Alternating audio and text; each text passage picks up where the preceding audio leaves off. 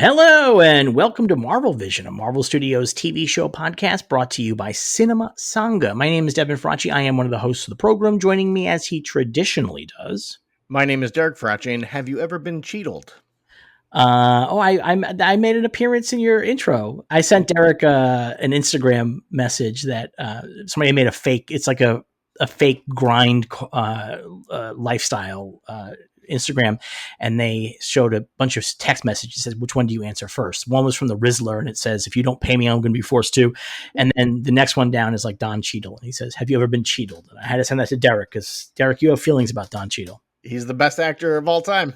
Yep. Derek loves Iron Man 3 today, and once again, he's fantastic. Derek loves the cheats. I've been watching Karate Kid. I know. Cobra Kai. Yeah. I'm up to season 5. Oh, yeah? I've been really burning through it. Season 6 is the last season. Okay. I've been burning through it. And I don't think there's any really bad seasons yet. The thing is on the show, they kind of spin wheels a little bit. Over the course of these 5 seasons, half the characters have quit karate and come back to karate 2 or 3 times. So we're hitting that note a lot on this show. But there's a really big cast.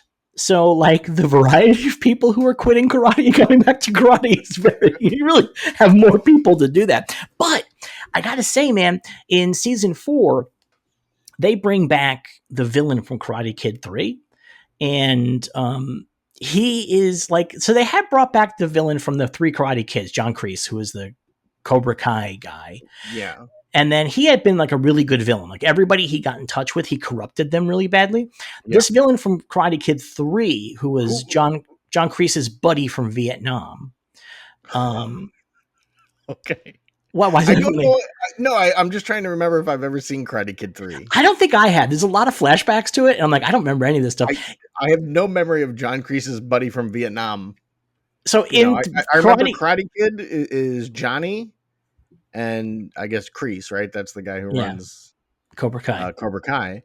And then 2, that's when they go to Japan and there's a Japanese guy that he fights, right? Mm-hmm. Chosen. Okay. And that's all I remember. And then the next thing I remember is the Jaden Smith movie, which I don't even remember that one very well. So here's the deal. In Karate Kid 3, Terry Silver, who is John Kreese's Vietnam buddy, comes to town and helps him with Cobra Kai. The show actually goes into their Vietnam stuff. They have a bunch of Vietnam flashbacks, and it's actually really gnarly. And it includes a fight. The Vietnamese making American soldiers have a fight to the death on a small plank that's over a deep pit full of snakes. How could you not love this shit? That's so fucking good. That's so fucking good. But in Karate Kid 3, the deal is that he grooms Daniel and brings him into Cobra Kai and starts making him evil. Oh, okay. So that's Karate Kid 3. And then Terry Silver comes back in this. And when he shows back up, John Kreese is trying to bring him in because there's been a whole bunch of shit going on. And he finally, Terry's no, I'm a better man now. I'm super rich. I live in this beautiful house on the beach and I have, I eat tofu and shit like that. But the thing with, it's a whole bit where Kreese won't eat tofu. Okay. The thing with Kreese is that, like I said, everybody he talks to becomes evil. And so he awakens the evil in Terry Silver. But Terry Silver is cartoonishly evil. So Kreese is already cartoonishly evil. But so what he does is that he frames Kreese for attempted murder and gets him thrown in prison. Okay, wow. Which is intense. He does that by beating the shit out of Paul Walter Hauser. When Daniel goes back to his other enemy from Karate Kid 3, who had been working under Terry Silver, Terry Silver gets wind of it and he burns that guy's furniture store to the ground. Jeez. And now he has brought in a bunch of ringer Korean super senseis who are like trained in the death blow. And he actually tried to give Daniel a fucking death blow last episode. So like it's gotten like intense. Like it has gone like way over the top intense. I watched the episode that you talked about with the karate fight in school. There were big repercussions. The whole fucking third season's about that. Is it? Okay. Yeah, because one of the kids ends up in a coma, and a couple other kids get suspended, and then the school really breaks down, and karate becomes really unpopular. Everybody's like, karate's evil. It's just like a great storyline. So they have to like bring back karate and stuff. It's fucking terrific. So I'm really enjoying it. Bring back karate. Well, I have to like prove to people that karate is actually not horrible and evil and stuff like that, Okay. So I really am enjoying it. And also the show has figured out how to fucking shoehorn a karate fight into every single episode, every 3 scenes. And so like the kids go to a water park and there's a whole thing. They have a number of rumbles. They have a rumble at a drive-in movie theater. Like all kinds of shit happens. Although a couple of those, they don't quite come to blows, but they come very close. Okay. And, they're like basically the kids have like started going towards like attempted murder.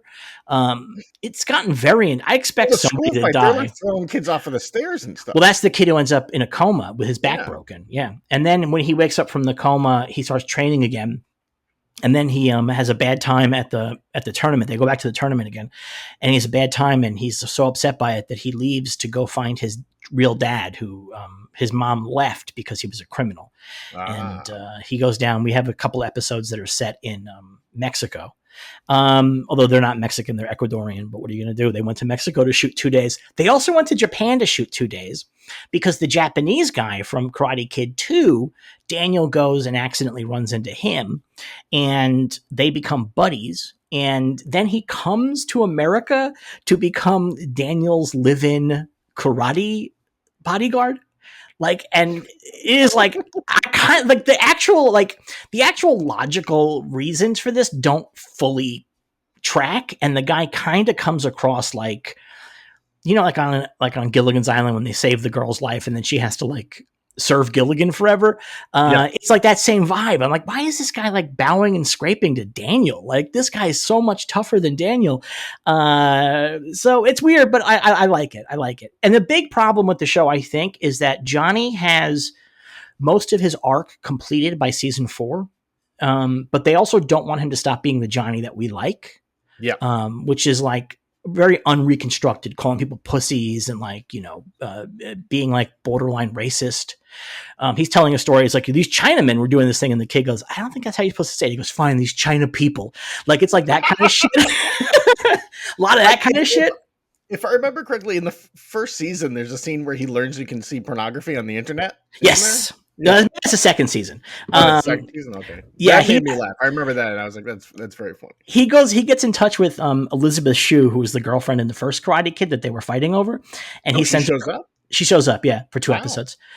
He sends her a Facebook message, and he goes, "Hey, Johnny here. I have Facebook, which is an app on my phone." It's his Facebook message to her. It's so fucking funny. But they can't take him too far away from that because we love that. And he's kind of unreconstructed in a lot of ways. So he ends up feeling like kind of weirdly like he hits a point of growth and the show stops him there because if he grows any further, he's just not going to be the same Johnny anymore. Yeah. So you can do that at the end of the show, but like, midway through the show, you can't do that. So that gets a little bit frustrating. But I think William Zabka is like the fucking star of this program. Like he is the best one on the show. I mean, the show from the start, he's the primary character, and not as much as it goes on. Daniel becomes much more primary. Yeah. I guess in the first season, he's the primary character. Yeah, and I think that was a very smart move, and they do it very well. And Zabka does a good job. He's really good. I really enjoy him.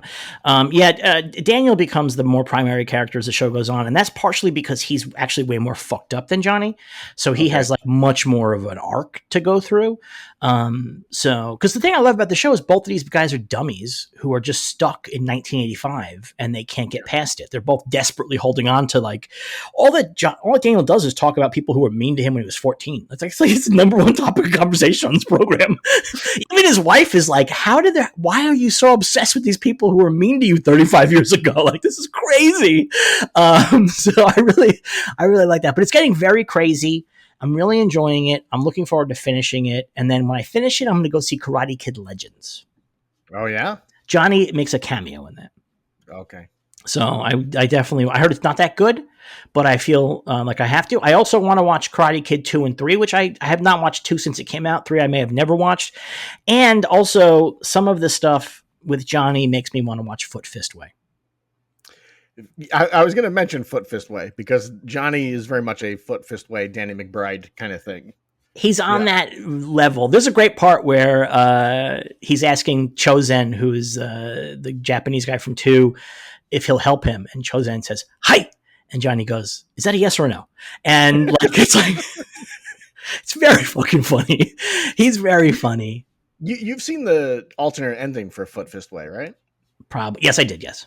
Okay. Yes. I don't want to spoil it here for anyone that hasn't, but if you've seen Foot Fist Way and not seen the alternate ending, look it up. It's amazing. It's really good.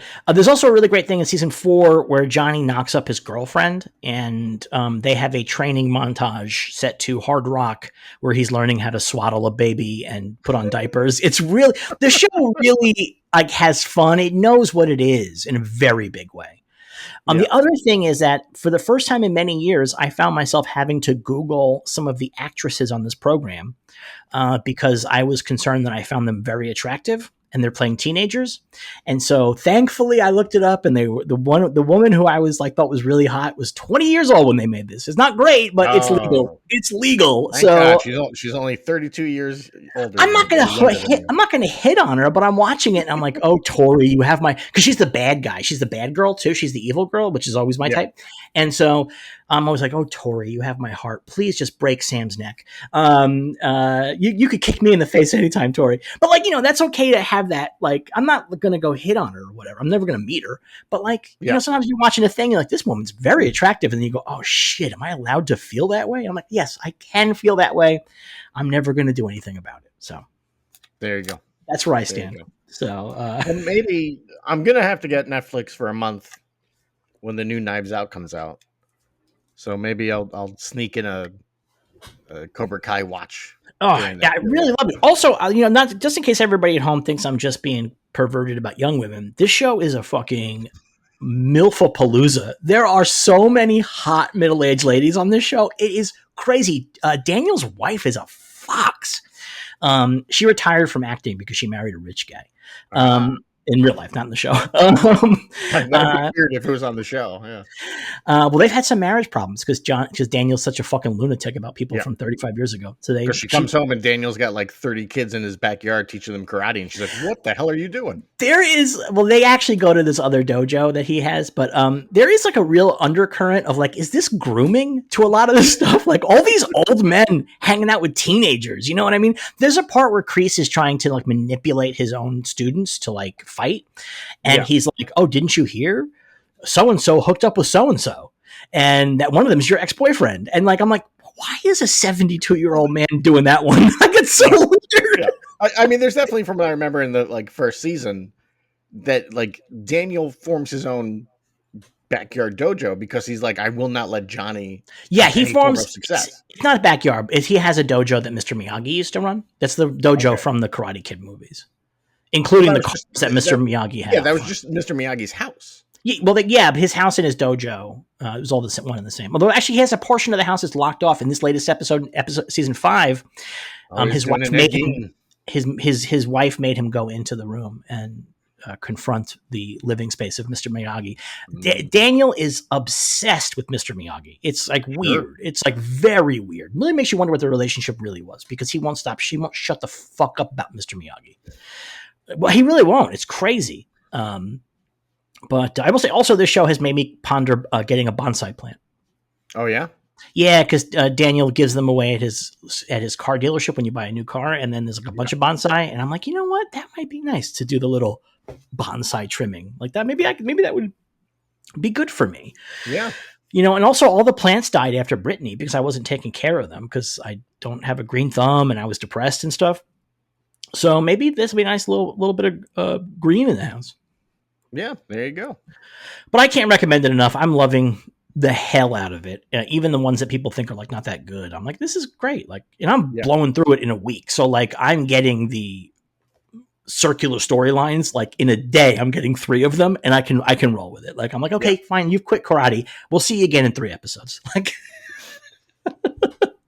the circular storylines are why I stopped watching Hex, because every season they argue, she quits, they come back together. Like, this season was really interesting because I had a really big problem with this season at first. You probably haven't watched it, right? You haven't watched this new season? I watched the first couple episodes. The opening of the season I honestly thought was like a joke dream sequence. The way that it starts with them like face to face, and she's like, "Fine." I was like, "This is so over the top." This has. That's how the show. That's how the season ended last season. But that was the cliffhanger. I did not remember that because that was like a year ago. But like just the way it was shot and stuff, I was like, "This is so laughably goofy, like dramatic," and it was not. So, and then I watched a couple episodes, and I think the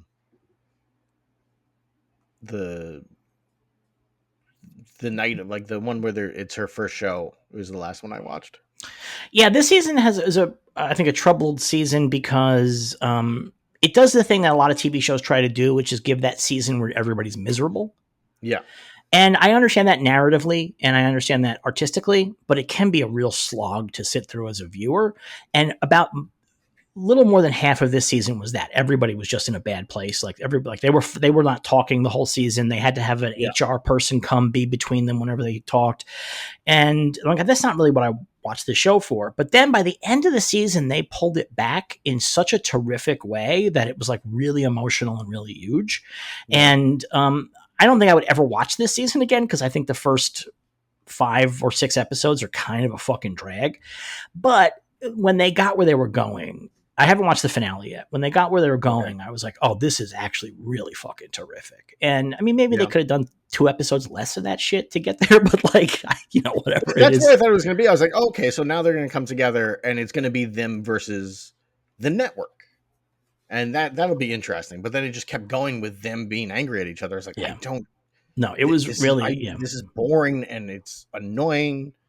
Like this is not fun. It felt like watching Entourage. It was like, okay, we're 10 minutes in. Here comes the celebrity guest star. And then like, it was just like, I mean, the thing for me with this season was I had that, like by episode 4, I had that big, like, okay, I get it, guys. That was the feeling. I get it. Like, I totally get it. Like, we don't need to explicate this any further. Like everybody gets this.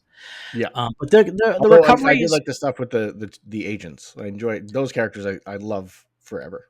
Yeah, I mean, those are great. They have their own hard times this season too. But it really did come back in a big way that felt really satisfying. Like I'm going to watch the finale later on. I may not get to it after I finish Cobra Kai because I'm just like obsessed with Cobra. I stay up till 3:00 in the morning watching Cobra Kai. It's so bad. All right, we got any news this week?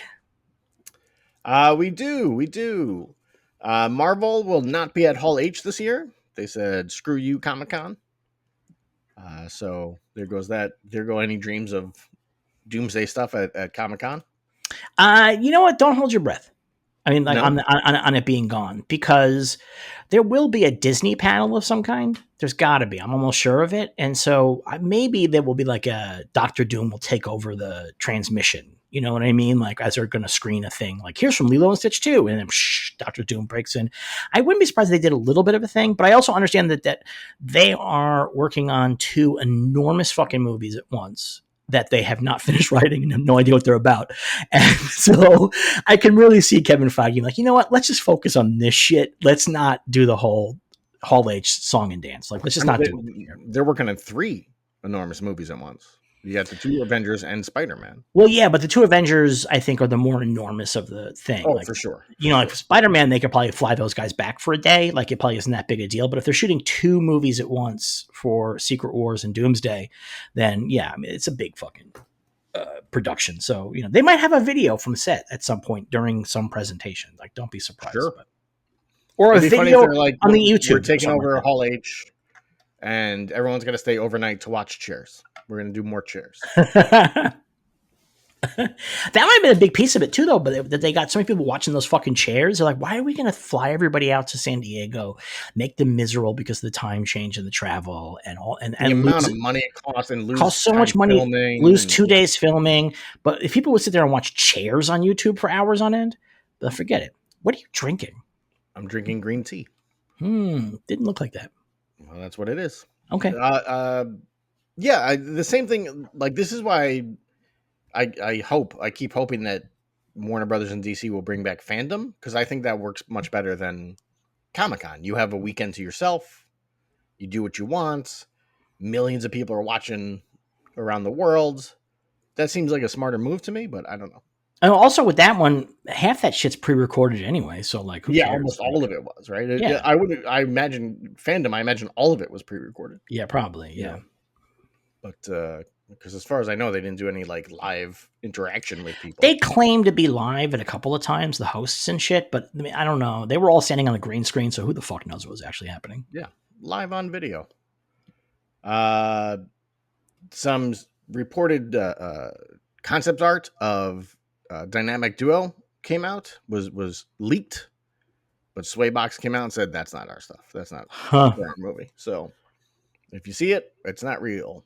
Speaking of leaks, and speaking of Marvel, we are about to enter a brand new golden age of leaks. We already kind of are there. Like, it's like with Doomsday and Secret Wars, the level of like fake leaks are going to be out of control, And especially with this case, there's so many people they could talk about that will seem reasonable.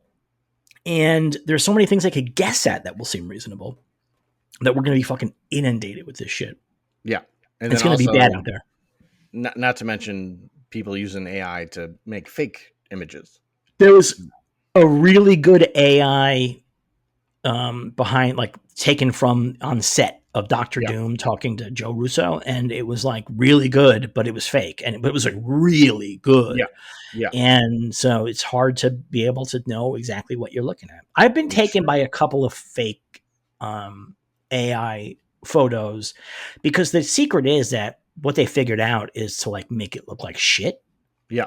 Like somebody's like just grabbing their phone for a second and taking a photo, and then that adds the patina of realness to it. You go, oh well, this looks like shit. Like this must be real. Like, but no, it's not. It's not. And also do like distance. Yeah, very helpful. They've really figured it out. These folks. Why they're doing this? I guess for monetization, but it doesn't seem like. No idea. Anyway, what's his name? It's not Walt Flanagan. Mike Flanagan. Mike Flanagan said that his Clayface script is heavily inspired by Feet of Clay, a 2-part story from Batman the Animated Series, all about Clayface. So for fans of Batman the Animated Series, that's kind of exciting because that's a great 2-parter. And we shall see. Is he the big clay monster in that, or is he the makeup guy? Big clay monster. Interesting. Big clay monster. Yes.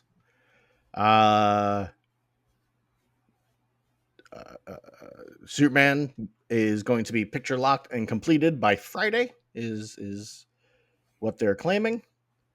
That is from the Hollywood Reporter. So okay, seems reasonable. It's believable in that. There were some changes after test screenings, but nothing major. Just a little tinkering to tighten things up. Again, this is all Hollywood Reporter. So that's how that's going. There's been a lot of rumors that I think people are starting to just shit on James Gunn in the movie, which is like they cut a half hour out, like the test screenings were horrible. I just don't necessarily believe that. I have hit the point now with this Superman movie where I am maybe more curious than I am excited. Yeah. Does that make sense? Like, I'm just like, it's like a real curiosity to me. Like, what is this going to be like? What is the experience of watching this going to be like? Yeah. Because I can't quite give myself over to excitement fully. No. I just like, it's hard. It's just, I don't know why it's so hard. Maybe because there's just been so many Superman movies that it just feels like, okay, great. Another one of these. But like, I don't know. I'm really, really curious about it. Yeah. I'm interested to see what he does, and I mean, the rumor mill for it all is bonkers, like to figure out what is real and what is not real is very difficult. There was a thing this past week that claimed that the movie was like an hour and a half or 2 hours, and people got very upset by that. Like, it can't be good if it's 2 hours. And it's like, I don't know, if the pacing's good and the story's good, that's a good movie. The length doesn't matter. And then, but Gunn came out, I was like, no, that's not true. But it's 5 hours. It's fine. It's 22 hours. Yeah. So it's 1 second longer than the Zack Snyder Justice League. We had to beat him. That was our mandate. Yeah. But I mean, who knows? Like, and then, yeah, things of test screenings are mixed. Who knows what that means? Right. That was one of the things from Hollywood Reporter. Was one of the people's like, early test screenings were more mixed, but also the effects were like 15 to 20% complete. That's always bad. Yeah, the audiences can't roll with that. They cannot roll with that test audiences. Yeah. So who knows? Who knows what we're going to see, what it's going to be? Who can say? Meanwhile, James Gunn also said that one of the main inspirations for the movie is Godzilla -1. He said, my goal was to make a film like Godzilla -1, which depicted Godzilla, but also had great human drama. So there you go. Okay. Yeah. I mean, I like Godzilla -1 a lot. It's really good. I'm not convinced that that's the angle I want on my Superman movie. I haven't seen it, but my understanding you should see it's all about trauma. It is very deeply about that, which is what Godzilla is about anyway. It's the reaction of the nation of Japan to the atomic bombs. But it's really good. It's really, really good. But like, Godzilla's not the main guy in the Godzilla movie. Yeah. So, I hope that's not what he means here. No, I mean, he's said many, many, many times that the focus of the movie is Superman and Lois Lane. They are the focus. Right. So I don't think he's driving away from that, which, again, for the internet, it's like, there's too many characters. How can you do all these characters? It's like, because they're, nothing says that Guy Gardner needs a 30-minute sequence all to himself. So that's the thing. What's really interesting is that we are so many years into the superhero shit, and people still believe that regular audiences need to have their hands held the whole way. Yeah. And Kevin Feige actually had a really interesting quote this week. They did like a Fantastic Four event, and he was like, this is the Fantastic Four that nobody was willing to do before because they were afraid of how silly it was. Yeah. They thought that a big guy with a giant helmet with big angles on it walking through the streets was dumb. It's like, I think it's awesome. And so like embracing that part, which the audience has truly, I think, come to a point where they can accept that stuff better. I mean, it's something you've said in the past is like, however many Marvel movies there have been now, no one has ever said what Vision's powers are. He just does stuff. And the audience goes, yeah, he can do that. That's cool. People love him. They're like, they love Vision. They love Vision and Wanda. Vision and Wanda don't even have a real romance. No. They just tell us they do. And people at home are like, oh my God, this is the greatest couple. It's like, what are you guys watching here? Well, in the age of the internet, any two people who look at each other instantly become a ship. So it's true. It's true. It's true indeed. There's probably ships for like the fucking Progressive commercials. Oh, there's definitely porn for them. Well, yeah, sure, of course. There's probably porn for the Liberty commercials with the ostrich. Rule 34, baby. If it exists, there's porn of it. Yeah. Gunn also said that Hawkgirl, Guy Gardner, and Maxwell Lord are in the first episode of Peacemaker season 2. So we got that. There was also a Fantastic Four test screening, which, depending on who you talk to, either it was meh or it went pretty well. So the problem with the test screening, Scoops, is that if you don't get this information from people involved in the test screening, you're getting them from somebody who went, and you're just getting one random person's opinion. And that's a challenge with the test screenings because, they're choosing people. Like, I tried to get into a test screening recently. I was denied. I didn't fit all of the demographic needs that they had. They had very specific needs, what they wanted. So I don't even know what the movie was, by the way. It was like, they wouldn't tell you what the movie was, but I was like, fuck it, I'm going to find out. The test screening scoops are tough. If you hear that the test, it's scored high or scored low, I mean, test screenings are bad, or they can be bad.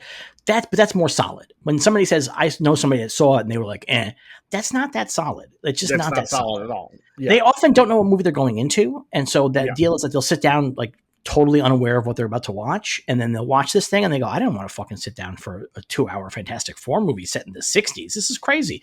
Like, so it's just no way to know.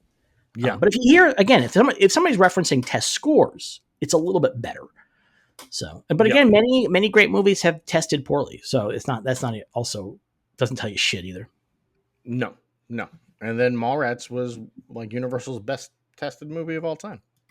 So, and I love Mallrats, but let's face it, that movie should not be Universal's best tested movie of all time.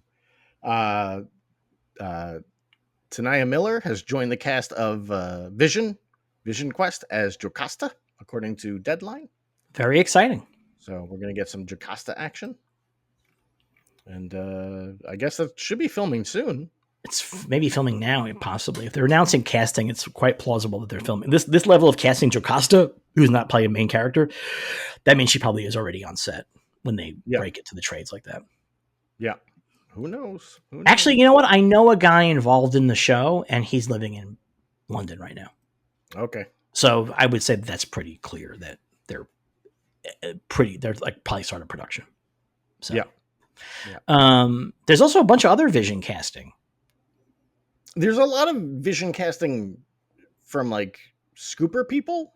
So I don't know how trustworthy it is. It feels pretty reasonable. They announced like 30 people, and it's like it seems like a lot of them feel pretty reasonable. One of my favorites was that somebody had like they cast so and so as a human version of Jarvis. I'm like, no, that guy was cast a long time ago. He's just showing back up, my man. But also, Kerry Conran supposedly is coming as a human version of Friday, which is the second Iron Man AI. But I believe that. Like, I can actually believe that that's part of the deal. Like that these AIs are going to get bodies. That makes actually a lot of sense to me. That's what happened to Vision.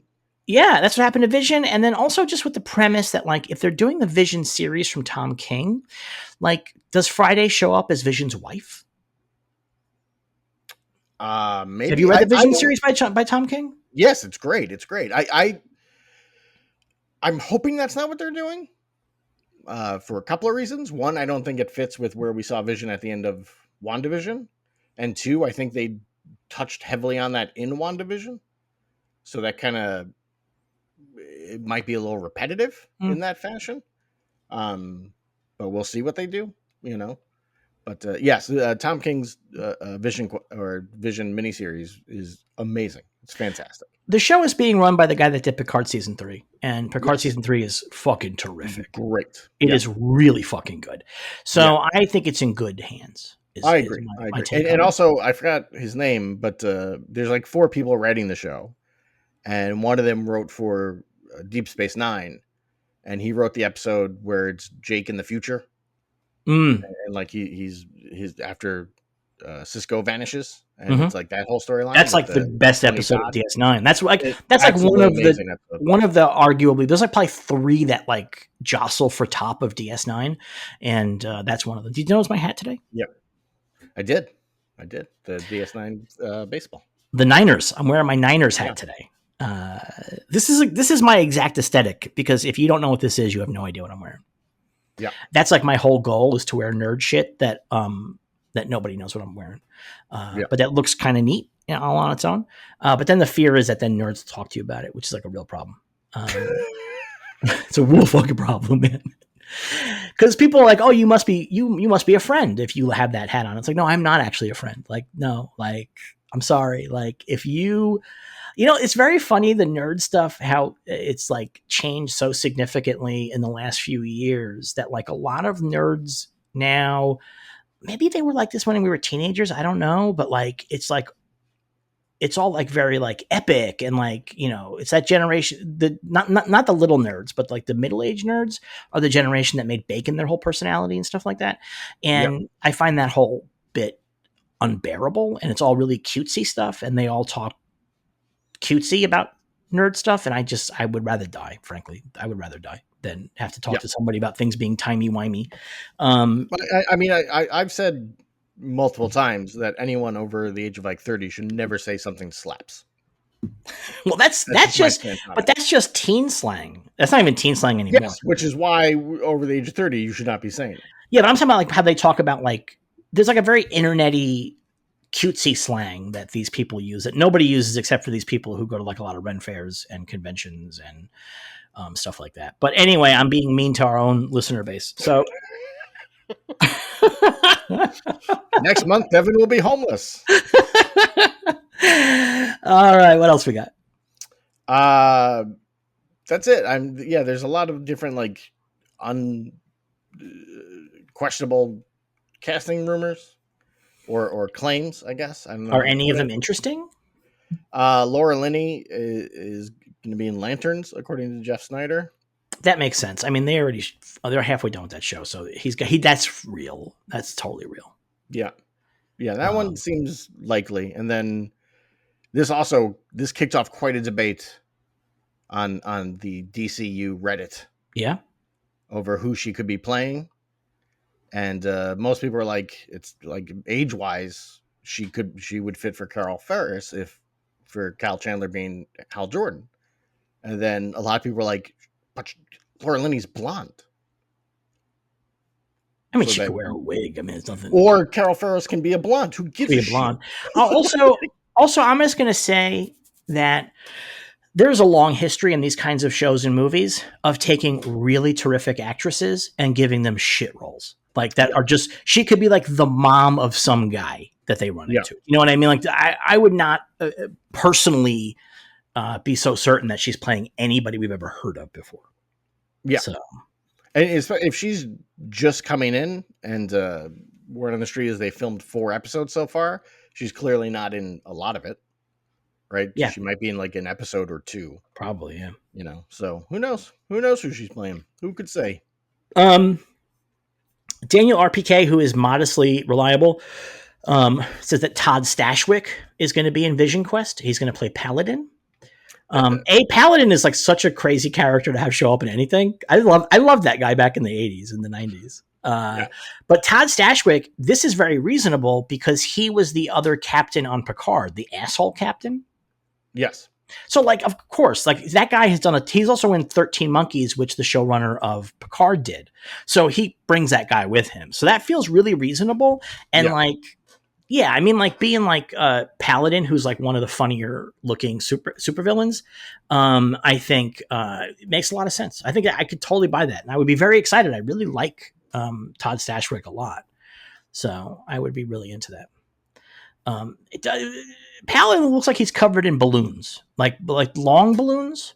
Yes, the ones that they use to make blue animals and stuff. Yeah, like that's what his outfit looks like. Because it looks like he's covered in purple long balloons half the time. Sometimes they draw him with just body armor, but traditionally it's all ridged and shit. So it's like very fucking funny looking to me.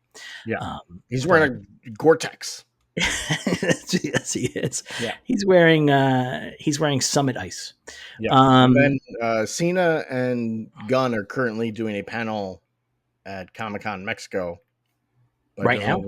Right now, but it looks like nothing has come out so far. No interesting news has come out. Interesting. So I think that the news about James Darcy playing Jarvis makes perfect sense for Vision Quest. I mean, that's guy's not hard to get, you know what I mean? So that feels very reasonable to me. And the one that's my time to shine hello is, I think, a bullshit artist most of the time who gets occasional real scoops. And she is saying that there's a second Black Panther in Avengers Doomsday. And maybe, I mean, that's coming off that concept art that probably was fake, is my guess. There's been a rumor for a while that they're doing a bunch of one and done casting for Doomsday. That's possible too, yeah. And it's like, oh, it's what's his face? Ryan Gosling is going to be Ghost Rider and stuff like that, where they're putting in like recognizable actors.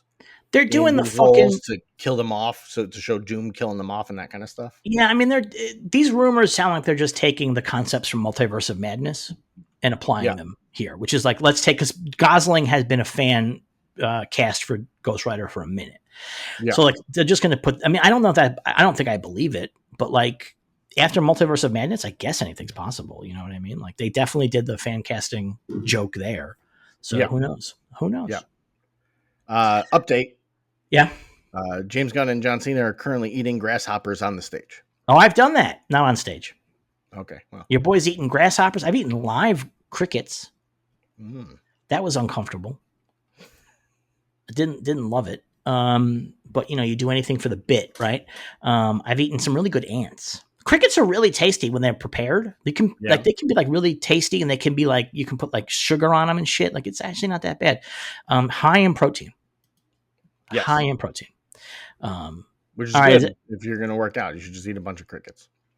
I mean, yeah. I mean, I'm not taking in enough protein. I know this for a fact. I'm not hitting any of my macros, and I'm continuing to not hit my my calorie goals either. I'm like way below. I went. You know what? Last week, I said, you know what? On my Fridays and Saturdays, I get more calories. The rest of the week is much more restricted, but Fridays and Saturdays, I get more calories. And so I said, you know what? I'm going to treat myself. My local pizzeria introduced a new deep dish pizza called Jesus Crust. And the name of the place is Hail Mary. So it's like thematic, you know? So it looks so fucking good on Instagram. I said, I'm going to get this. And it's a 10-inch deep dish pizza. And I got it and I ate it for lunch and dinner. And it was fucking amazing. And I ended up about 200 calories over, which never happens. So I felt okay about it. And I felt like I was really treating myself very nicely.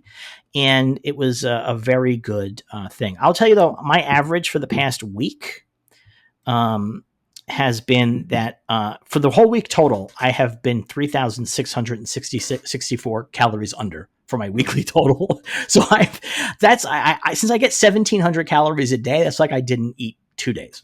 So I think I'm okay. I think I'm going to be able to Actually, it's very bad to do if you're trying to lose weight. I'm losing weight like you wouldn't believe, my friend.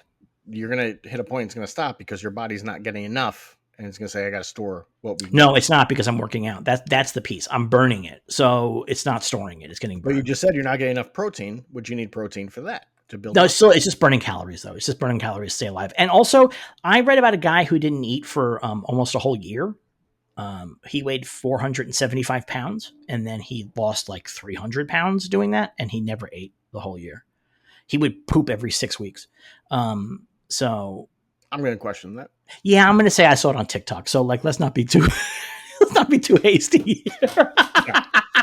It's like I didn't eat for a whole year. I just drank milkshakes. But I don't feel that worried about it because I still have plenty of fat on me for the body to burn through. I don't think that my body is burning through. I don't think I'm going to gain weight. I can't, if I'm under eating my calories, if I'm eating fewer calories than I burn by being alive in a day, then I cannot gain weight. You just can't. There's no place for the weight to. No, your immune system can just shut down. But I'm feeling great, man. I feel fucking terrific. Oh, I feel so good. I'm doing I really enjoy my gym workouts. I got myself dialed in on some of these lifting things. I know what my numbers are, like how much I can lift, and then I try to go a little bit more. Really enjoying the bicep curl because you do that. I do like 20 or 30 bicep curls at like 70 pounds, which is not crazy. And my fucking arms feel enormous. I feel like a monster. I do the shoulder press. I feel like I'm like 6 feet wide. I fucking love it, man. Let me tell you something. I went to the grocery store. I bought a 14-pound bag of cat litter, can of a 12-pack of zero sugar cherry 7-Up, and a whole bunch of groceries. And I carried them all in one hand from my car to the apartment. And I felt amazing, incredible. I can carry so much shit now that I could not carry. I would be sweating and like huffing. Yeah, fuck, man, like it's pretty great. I really am enjoying you should get into the weight training, bro. No, why not? You got the body for it. I have no interest in it. That's why. All right. I mean, neither did I until I began realizing how great it is. I can't wait to take steroids. I've done it before, and I did not enjoy it. I did not care about it. I have no interest in that. Wait till I start taking steroids, and I got tiny little balls and big muscles. That's going to be very exciting, I think. Little legs. I can do lift. I do 200 pounds on the leg press, which is not bad, I think. But I don't know what I don't know what's a good number. But 200 pounds seems pretty reasonable. A good number to who? Like The Rock, I'm sure he'd be like, that's nothing. But like to a guy the average guy, I'm sure it's like, oh wow, that's a lot. I have no idea. But yeah, neither do I. Somebody at home, let me know. 200 sounds like a lot, right? But I weigh more than 200 pounds, and my legs hold me up all day, so maybe it isn't that much. I don't know. All right, we got letters. Maybe I forgot to. Do a couple of more recent ones because I think that people are wondering if their letters are being received. I always do one recent, one in the middle, and one at the end. Yeah, last couple times you've done that, we've gotten two people, the same person twice in a row. Yeah, well, the same 12 people keep sending in letters. Have you seen Mission Impossible yet? Can we do the Mission Impossible one or no? I have not seen it, no. All right, great. This is from Just Kenobi. He says, what is a thing in movies or TV that drives a lot of people crazy, but you rarely notice or care about? For example, I feel like a lot of people, including my spouse, complain about bad wigs and stuff, and I almost never notice. There you go. Oh, I'm wig blind. I always really loved it when Brittany would point out wigs. I'd be like, really? I'm just totally wig blind, just straight up. Yeah. My thought is like, oh, that guy's got a bad haircut. Like that's like my thought. Like it's about as far as I take it. Lately, I have been trying to pay more attention to the wigs because I'm just always trying to figure out like, all right, like especially with movies that have like a lot of reshoots. I'm like, okay, is that a wig? Is that they put on a wig to match the old hair? But I don't usually notice it that much. I will say that a thing that bothers a lot of people that I don't mind, I actually kind of love, is like all different kinds of like unclear or nonlinear storytelling. Yeah. Like I like filling in the gaps. I know a lot of audiences don't like that, but I really like that. And so a lot of times I think our disagreements I have people about movies, they're like, this didn't make any sense. I'm like, look, it does. If you think about this and this, and then that's an argument I've had with you a number of times, and nobody's ever satisfied by my particular argument. So yeah. What about you? I don't know. Probably music.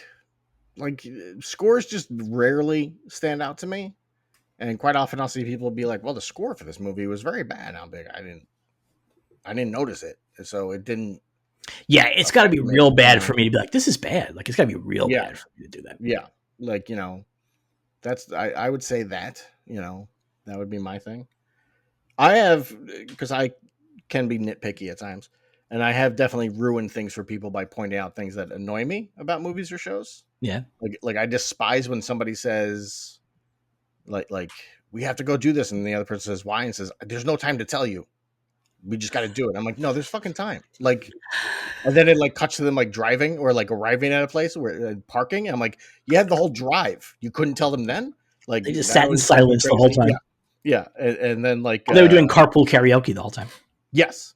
Or when people in shows or movies don't tell other people stuff for absolutely no reason that would be helpful for everyone to know, which was a constant thing that annoyed me with Lost, is that you would find out something and just be like, let's not tell anyone. And it's like, just fucking tell everybody. You're going to be very frustrated by that by some of the middle seasons of Cobra Kai, because nobody on the show is very good at communicating. And so somebody will come in and see something and they'll take they go, how dare you?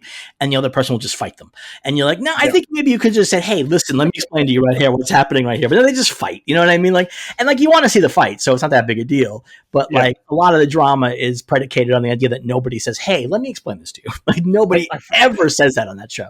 I was just watching something recently where there was a joke for that, where like there are people doing something in a room, somebody walks in and is shocked, and one of the people is like, wait, let me explain. Let me explain. And you just keep saying, let me explain. And then they're finally like, well, explain. He's like, I don't have an explanation. I thought you would cut me off. That made me laugh. But things like that always annoy me when characters are just like, don't tell anyone else. Or my God. Like, especially if you're trying to solve a mystery, tell everybody so everyone can figure it out. But I also don't mind cliches as much as other people do. I'm like, I get it. Like I look at storytelling like a blueprint a lot of the time. It's nice when I can get really into it, but I'm often very aware of storytelling. And so like a blueprint, sometimes you just need to have these foundational elements that have to be there. And I feel like, you could have probably found a better way to do it, but I understand you needed a fucking thing for the second floor. Like I get it. Like, So. Yeah. No, cliches I'm usually okay with, unless they're like really poorly done. Right. then I'll get annoyed by it. If it's super lazy, then I'm annoyed by it. But yeah. Yeah, but whatever. Mountain of Conflict. He's got a long one. What's it going to take for Devin? What's it going to take for Devin to write about media literacy? As he has so often said, you can start with short pieces. It's needed today. So that's the first question. I don't know. I mean, I think maybe the ship sailed on that particular one. I think that people just don't want to know. I think they don't want that. They just like this. You get mocked for talking about media literacy on social media now. Like people are like, whatever, egghead. And this is like, yeah, I mean, like at the end of the day, I also think that the media literacy problem in our age is maybe not so much a media literacy problem as it is a content and getting eyeballs problem. You know what I mean? Like you can't convince a man to be against something from which he earns his living, right? That's like the premise here. So if people if they get attention for being mad about fucking things in movies and TV shows, and maybe even have monetized it, you're never going to teach them how to watch stuff because that's not going to help them. They want to get upset. That's their whole fucking deal. So I feel like there's like a lot of bad faith shit that goes on, and then there's people that just don't read the thing or whatever, and they just want to get caught up in the outrage, and so they don't even watch the movie or read the thing. They just hear somebody's mad about it. Hydra. Yeah, exactly. Like it's like that. Like yeah, the Captain America Hydra is a really good example because the idea that anybody who has ever read comic books would get mad at that is insane. Like it's just so insane. But then people just wanted to get mad about it. You know, they just are happy to get mad about it, and people probably made a lot of money screeching about it. You know, so yeah, very true. Question 2: did Devin ever finish BoJack Horseman? And what did he think as someone who works in the industry? No, I never did. I actually stopped 2 episodes shy because BoJack Horseman was about to get in a lot of trouble, and I really identify with him. And it was too traumatizing. It was like really triggering. Like it was super triggering to me. Because I also was like in early sobriety and stuff when I watched BoJack Horseman. It was just like too much. I'll go back to it at some point. I actually ended up reading a Wikipedia thing to find out what happens, and I could definitely handle it. But I had this vision of him like shooting himself in the head and shit like that because his life was falling apart so hard, and the show was like, gosh, there's a whole fucking microphone. I'm waving my hands around like a guinea. Break your new microphone. The show was dark enough to do that. You know what I mean? Like it didn't seem insane do that. Yeah. So I just couldn't. I was watching with Brittany, and I had to be like, I can't finish it. Like, and you know, she was very she loved it. She had seen it before, so it wasn't like she didn't miss out on it. She was very respectful. But having looked up the Wikipedia means I probably could go back and finally finish it. So, oh, there you go. Who have you played both Spider-Man games from Insomniac, and what did you think as Spider-Man fans? I played both games in the Miles Morales DLC and all the other DLC that's come out. I really loved the first game. I really liked Miles Morales. The second game I thought was a little lackluster. Not bad, but it wasn't as good as the first game, and which is rough. The first game is. How was the Miles Morales? Miles Morales was good. It was fine. You know, it was. Miles Morales worked really well because it is a different power set. So you're doing new stuff, and he's just gotten his power, so that plays into the game. But then it runs into a very common problem with video games where it's like at the end of the first game, here's Peter Parker and he's got all this crazy gadgets and super powered up all this stuff. And then the second game starts and he's like, I guess I don't have those gadgets anymore. You got to figure it out again. Yeah, you got to go look at newspapers to get those gadgets back. So you got to go grind some bullshit. And that stuff always kind of drives me crazy with games, but that's why in the beginning of the game you got to have like the warehouse that keeps the shit stored and blown up or something like that. Like, you know what I mean? Like that. Like you have to find a story reason to return your character to level 0. Like I feel like that's really kind of important. Yeah. You know, but anyway, I only played the first one. I liked it quite a bit, but I only have a PS4, and I know the second one was like optimized for PS5, and so I just never bothered. I was like, you know what? Like, I'm going to be too aware. I'm not going to actually notice that there's something lesser about this, but in my head, I'm going to be like, oh, I bet the PS5 version of this is fucking amazing. I should ship you my PS5 because I have not touched it since I finished playing the games. It's just sitting and collecting dust. I keep getting tempted. Every now and again, they'll put a game out that I'm like, they doing like the Ghosts of Tsushihara, whatever it was, sequel, and I'm like, oh, I'm tempted. You know, I like that first game, but like, I just can't spend $600 on a fucking game console. I think it's down to like 400 now, isn't it? That's still insane at the end of the day. I feel like for me, I don't play enough, you know? Yeah. No, I definitively regret buying a PS5 to play the Spider-Man games, and then it's literally just sat there collecting dust. And it's like, Yeah, they just don't have great games. Is the thing. They don't not games that speak to me anyway. This is the reason why I never got any of the Nintendo later is after the Wii, because you know what, not a lot of those games speak to me. And like they look fun, and I'd be happy to play them, but like I'm not like playing them enough. Like I wish I could play some of these later Zelda games. You know, they look really great, but I'm not paying for a fucking Switch just to play Zelda one time. No. And probably at my age, probably tap out two-thirds of the way through because I get bored and I have things happening. Yeah. This is a problem I'm currently facing with that Wes Anderson collection that's coming out, where it's like I'd like those movies in 4K. $400? That's crazy. I mean, it is 10. It is 10 movies, and each of the movies has an extra disc, so you're getting 20 discs. It's 4K, $20, $10. Wait, is it? It's 20 10 movies, $40 per movie. So it's $40 per movie. That's not crazy in the modern. That's crazy. I don't love it, but I'm saying if you were to go, it's not crazy in the modern pricing environment. You know what I mean? Some of these 4Ks definitely run that much. They also are going to price this higher because they know they're going to move it. Yeah. Like that's the thing. They can price this one a little bit higher to make up for some of the discs they release that nobody buys. Yeah. And that's part of the deal. I really want it too, but yeah, I can't justify. Also, I think that the set that it comes in is very boring looking.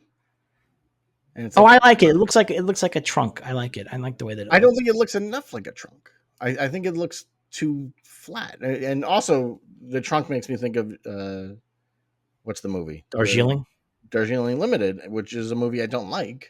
It's like his only movie I don't like, and it's like. So having just seen Phoenician Scheme, and I'm writing a review of it, it's taking me forever. I loved Phoenician Scheme, loved it, and it has made me want to go back and rewatch Darjeeling with different eyes. I think the other thing is, I think Darjeeling, one of my problems with it is it's a movie of a bunch of rich boys, and it treats all of the local people like scum or like basically not interesting. He has changed that attitude in a big way over the course of his films. I mean, that is also part of the story. Yes, but I don't think that he gave maybe my memory. My memory said I don't think he gave the locals enough humanity. Is my memory. I have to go back. But like I think like the thing is that his later movies he's become better and better about that. And I think that Phoenician Scheme is very much about that in a lot of ways. Okay.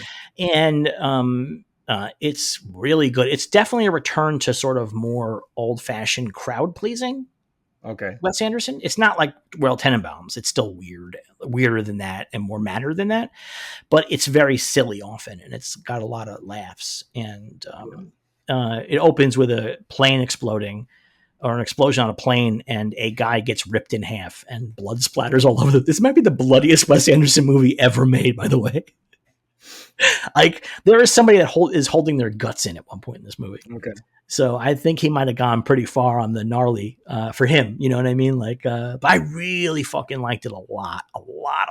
I'm excited to see it because I overall, like I said, the Darjeeling Limited is the only one of his movies I do not like. So I'm very excited to see Phoenician Scheme. Although I will say Darjeeling Limited has one of my favorite jokes from all of his movies. Yeah.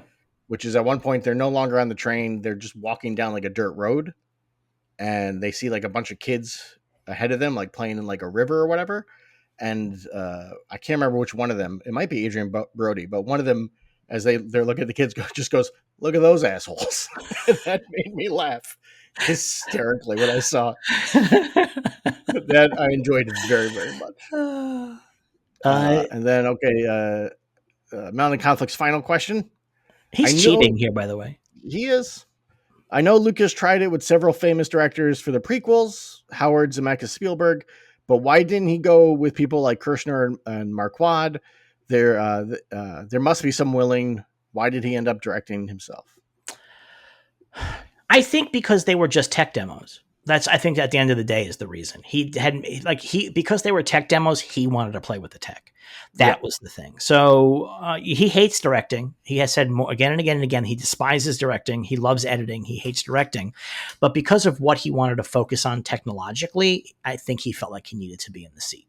Yeah. Is my take on it. By the way, Mountain of Conflict, if you're listening to this, you left a comment a couple, maybe a week ago or more on one of my pieces, one of my Sunday service pieces. And you said that you found it very confusing. Send me an email and let me know what it was that was confusing, because that kind of feedback is really, really helpful to me. So just send me an email at devincf@gmail.com or tag me on the Discord. I know you're in the Discord. But that's like very useful to me to find out when people read something and they go, this was confusing to me. Like, to understand why is very, very helpful. And I appreciate that. There you go. Yeah, there you go. I'm just really bad at replying to the fucking comments that people leave on the articles, because Patreon does not do a easy way to do it. Like, I want to be able to reply to them from the email notification, but I have to log into Patreon every single time to do it. And it's just like, it's not that big a pain. I mean, like, I'm not digging ditches here, but like, it stops me from doing it. I go, you know what? I'll do all of these on Sunday. I'll do all of these. And then I don't do it. So yeah. Look, give me a break. Don't laugh at that, because I know there's all kinds of shit you don't bother doing because it's just slightly inconvenient and you'd rather just not bother with it. Not the things that lead to me being able to afford to live. Yeah, well, I'm self-destructive. What can I say? Yeah, there you go. And then we have our final question from Ben Parrish. He says, I've been liking these Justice League episodes, and I've been wondering, with the slowdown of Star Wars and Marvel TV movie content, are new cinematic universes like DC, Star Trek, Universal Monsters, the Beatles films, etc., in consideration for coverage? What Farachi fandoms have yet to be mined for content? Yeah, I think there's a lot of possibilities as some of this stuff slows down. I think there's a lot of possibilities. I think also for us, I think we would like to maybe do other stuff too, right? I think, right? Yeah. Like, there's like, these are things that we like, but like, eventually you kind of like, boy, I'd love to talk about this week instead of having to talk about that, And so, yeah, I think that's very possible. There might be all kinds of places that we could go. And it's possible that these shows might get new names as a result. That's something I thought about a bunch.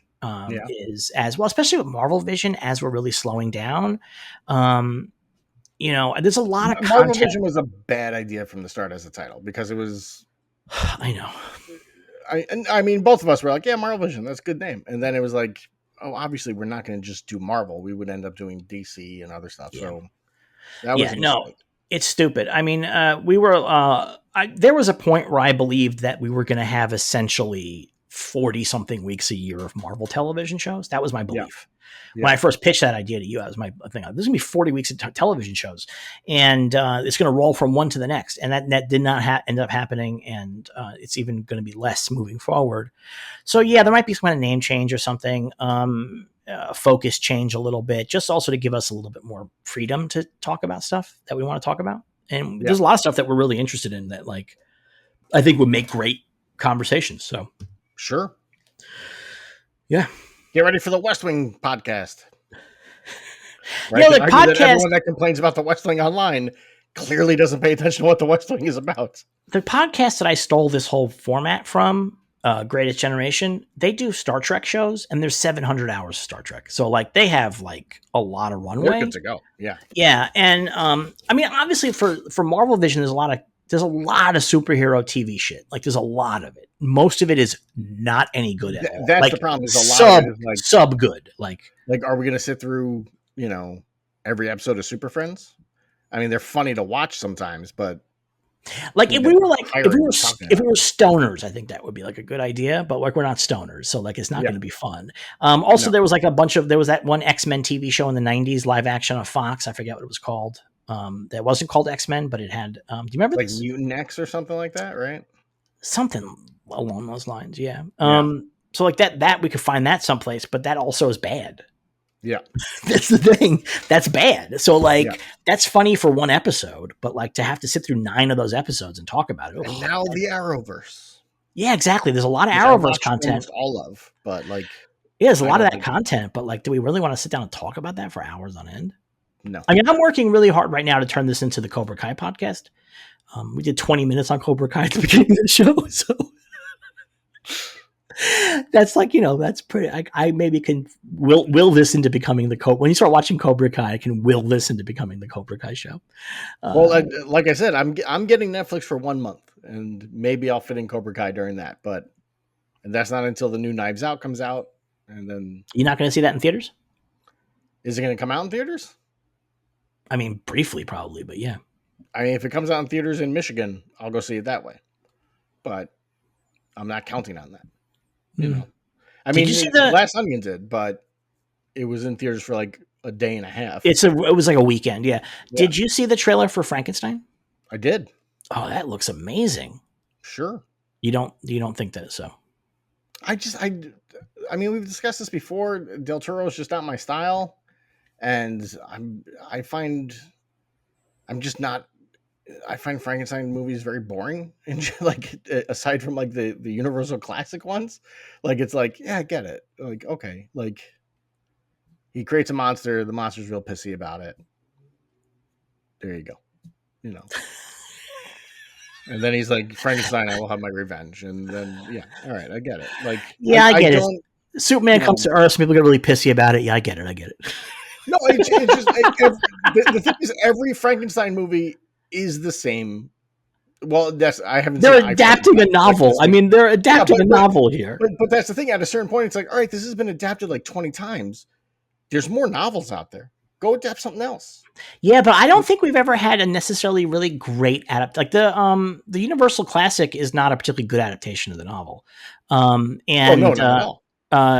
There's been like, there was the De Niro Frankenstein. It's like closer to an adaptation of the novel. I want my revenge. I don't think that there's been a really great adaptation of the novel, honestly. Like, I don't think there's been like a killer one, Yeah. And so what's funny is I feel like Nosferatu was the killer adaptation of Dracula. Because that I personally, I like Coppola's Dracula better. I mean, it's a different vibe, but because Eggers is adapting a movie that was ripping off Dracula so badly that all copies of it were burned, it really hits the beats, I think. But I'm just excited. I know, I've known Guillermo del Toro in my life, and Frankenstein is very important to him. Yes, he loves Frankenstein. It's his monster. Movie. Like, yeah, I mean, he is clearly a fantastic filmmaker, but I'm just not. I'm not a goth guy. I'm just not into gothic horror, and so that kind of stuff never really works for me. And then, yeah, just I find Frankenstein kind of, to me, the best Frankenstein movie is Young Frankenstein. Like, that's the tops. That's the best you're gonna get. You are such a heathen. I guess, I don't know. I just, the Branagh Frankenstein, it's very funny, not on purpose, but I find it very funny with De Niro running around going, Frankenstein, I want my revenge. I think, the thing for me, I think one of the reasons why Frankenstein really works over time, why people keep coming back to it, one is because the monster himself is so misunderstood. And that's, I think, such a big piece of it. I think Universal doesn't give you that properly because he can't speak. He doesn't have like deep emotions. I love this movie. I'm not shitting on the Universal. I think it's amazing. Like, it's one of my favorite movies of all time. But he doesn't have those deep emotions. He's like a toddler in that movie. But the thing is that in the novel, the monster has education and he's smart. But he's just really weird looking and creepy. And so everybody hates him. And so and then also there's like that. So that's part of it, that he is the ultimate misunderstood monster. He's like basically the origin of that concept. But the other piece of it is the idea that there's a guy, I think we can all identify with this sometimes. There's a guy who's mad that he got born. And like every now and again, I'm like, why the fuck did I have to be born? And so I really, as far as monsters go, that is an emotional aspect that I truly identify with. The two I identify most are Frankenstein's monster and the Wolfman, because the Wolfman's a guy who sometimes goes nuts and just tears shit up. And I'm like, oh yeah, I definitely have been that guy. But in both cases, I think of a thing that Paul F. Tompkins once said when watching Deep Blue Sea. He said, what's the number on shark movies? Still just the one good one? And that's how I feel about like Frankenstein movies and Wolfman movies. It's like, yeah, you have the classics. Those are great. And then everything after them is just so wrong. I mean, like, first of all, there's more than one good shark movie. Yes. I mean, there's multiple good Frankenstein movies, right? Bride of Frankenstein. And there's multiple good Wolfman movies. I mean, like, there's the Wolfman, but fucking American Werewolf in London is like one of the great movies, period. It's a fucking masterpiece. But like, go see The Shallows and shit. Wolfman movie, that's a werewolf movie. There's a difference there. I don't know that when they were making that movie in 1940, whatever, that they thought they were making a difference. I thought they were just doing what they could do with their makeup and what would look good on screen. Sure. No, do you know what I mean? Like, I don't I don't think that they thought that just having a dog running around was going to work for them. And then by the time we got to American Werewolf, they had the technology to create these really incredible fucking. I've seen that thing in real life. It's fucking enormous. It's terrifying looking in real life. So was it Baker? I think it was Baker, right? That did American Werewolf. Oh man, I'm gonna go to jail because I think that you're right, but I can't remember. So I do think because I think he was supposed to do Howling, and he left Howling to do American Werewolf, right? I don't remember. This is information I used to have, but it's all gone. It's all gone. However, I do know who's dating who on Cobra Kai.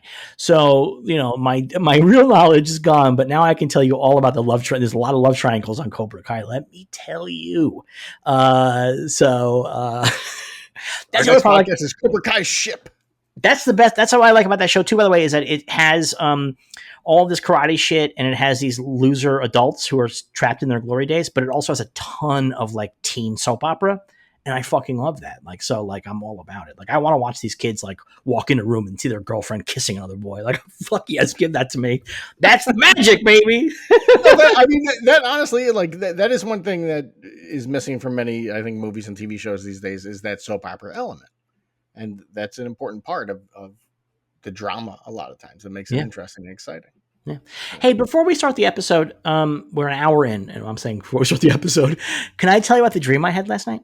No. I want to get your take on this. I had a dream last night, but I was not in the dream. I was somebody else. I was a different person than me all over the place. Like, there's no element. Usually in my dreams, it's like me doing these things. Yeah. I was just a totally different guy. And the reason why I don't think that I had some kind of psychic experience and saw somebody else's life is because in the dream, I was one of two special forces guys who were infiltrating a ISIS base someplace to rescue hostages. And during the course of this thing, ISIS hit me with fear gas.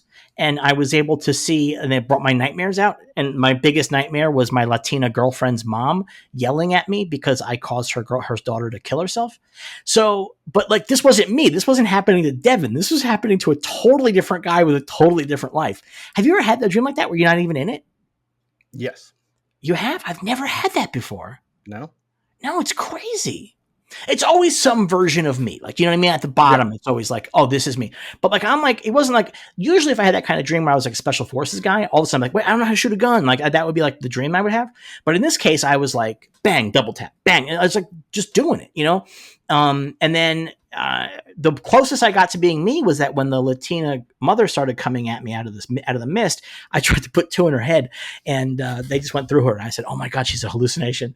But I also felt like, "Oh no, how did I miss it this close range?" And I was like, "You dummy!" And that was the closest I ever got to being me in the dream. But I was a totally different dude.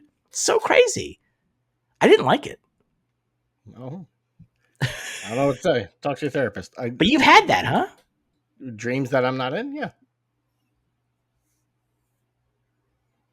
Do you never consider that might be weird?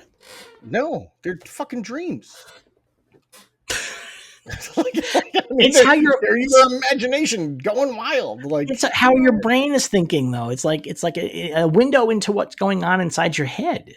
I guess, sure. I mean, it definitely is. It's 100%. No, it is. But like, it's a fucking dream. Like, sometimes it's just your brain fucking clearing the cache, and it's like, what am I going to do with this bullshit? Toss it out, and then that's it. Like, that's the whole deal. I love that for you. This is like, oh, this shit again. For me, I'm like, this is shattering my very concept of human existence. Yes. The idea that you could have a thought without you in it is shocking to you. I understand that.